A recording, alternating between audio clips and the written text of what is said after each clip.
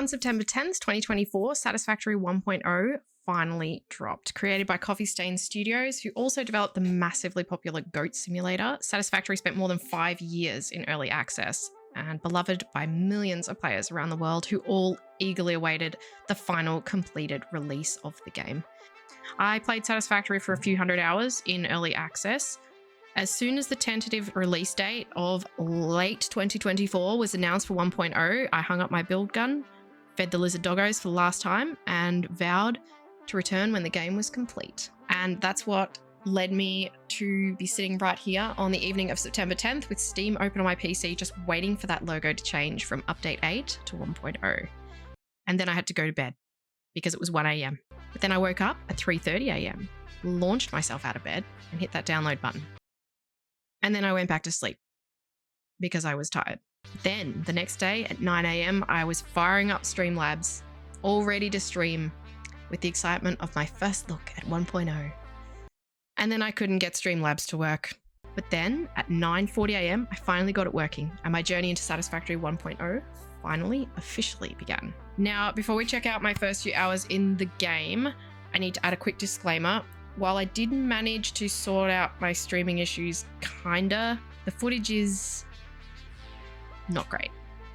So for the first few videos of my playthrough of Satisfactory, and yes, this is only the first of many videos, I hope you guys can do me a favor and look past the kind of scuffed bits. The audio issues were sorted out after this first video, and the video quality gets slightly better in the second video and much better in everything from video 6 onwards. So just to let you know, the first video is going to be almost completely voiced over. In fact, it might be completely voiced over. While the rest of the videos, so from video 2 onwards, will be more of the old Let's Play style. So anyway, if you're watching on a phone, it'll be fine, or a small screen, it'll be fine. I'm still working on learning the ropes when it comes to streaming and recording and working with the limitations of my PC. So I really hope you guys can stick around through this awkward stage until I find my feet. To begin with, I decided to stick with the grassy fields as my starting point. This is the ideal start point for beginners, and let's face it, compared to a lot of Satisfactory fanatics out there, I'm still very much a beginner. Drop pod sequence was very similar to the one in early access.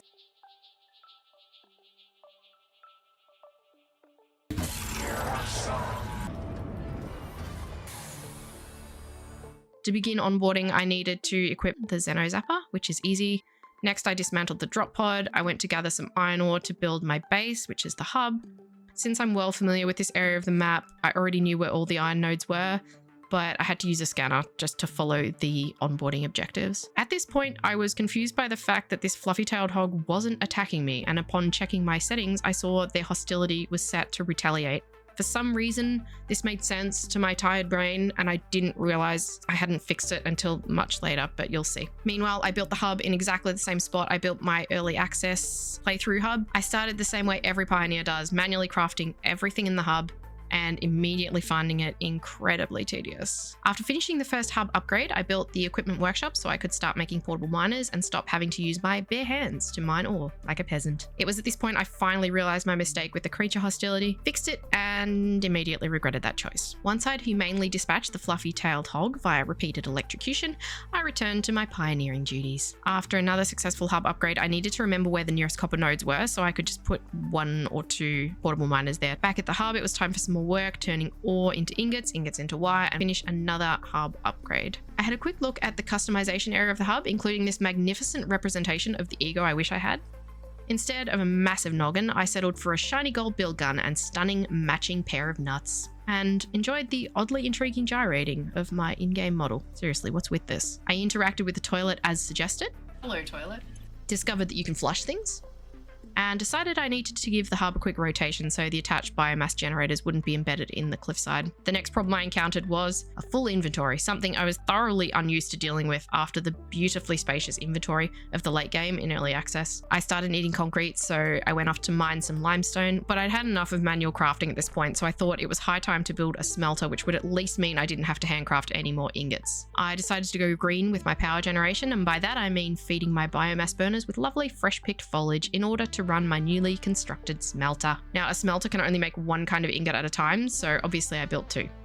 Just kidding, I built one for copper and then handmade iron ingots while complaining profusely about having to handcraft iron ingots. And then it happened. The bane of every pioneer's existence, screws. 2 of my brain cells finally got together and remembered I needed a second smelter, and then I needed more screws. I built my first constructor and sensibly decided that what I needed to automate first was iron plates. I was about 40 minutes into the game at this point. Now the race was on to increase my power supply and start bringing in larger volumes of materials so I could work my way through the upgrades at something slightly faster than a snail's pace. I knew I'd be needing a lot of concrete soon, so I got a portable miner out onto the nearest limestone node and gave it a helping hand to start out. I spent some time appreciating the new version of the flying manta ray. Somehow I found myself handcrafting again and decided now would be a good time to add a second constructor. And now the grind really started. Refill the smelters, empty the portable miners, empty the constructors, drop off items for upgrades, handcraft more items, empty the constructors, empty the portable miners. You get the picture. But I did find this little nubbin of sulfur, which was a nice change of pace. I ended up frustrated with the slow pace of the constructors and decided to manually craft a bunch of items needed for upgrades. And boy, was it nice